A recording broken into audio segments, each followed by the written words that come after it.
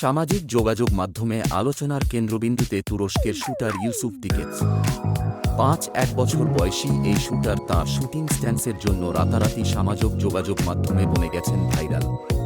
তবে এরও ঠিক একই কারণে সামাজিক যোগাযোগ মাধ্যমে নিজের দিকে নজর কেড়েছেন দক্ষিণ কোরিয়ার শুটার কিম ইয়ে-জি।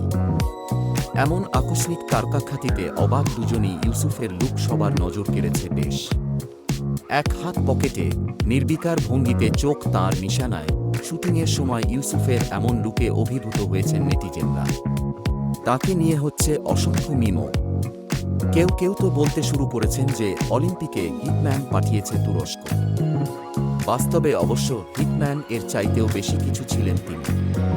তুরস্কের সেনাবাহিনীতে নন কমিশনড অফিসার হিসেবে দায়িত্ব পালন করেছেন। বেশ কিছুদিন শুটিং ইভেন্টে অ্যাথলিটরা যেমনটা থাকেন তাদের থেকে পুরোটাই আলাদা ছিলেন তুরস্কের ১ বছর বয়সী এই শুটার। এর আগে মেয়েদের ১০০ মিটার এয়ার পিস্তলে রৌপ্য জিতেছিলেন দক্ষিণ কোরিয়ার কিম ইয়ে-জি। সঙ্গে বাড়তি পাওনা সামাজিক যোগাযোগ মাধ্যমে তাঁর ভাইরাল হওয়া। দক্ষিণ কোরিয়ার কালো ইউনিফর্ম, বেসবল হ্যাটের সাথে শুটিং চশমা পরা ১ বছর বয়সী কিমের শান্ত থাকার ছবিটি দর্শকদের মনে ধরেছে বেশ।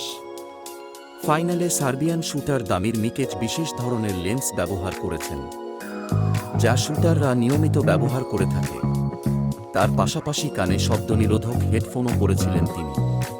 সেখানে দিকেচের চোখে ছিল সাধারণ একটি চশমা, যা তিনি নিয়মিত পরেন, আর কানে ছিল ছোট এক জোড়া বাড। তবুও রূপা জিতে নিয়েছেন তিনি।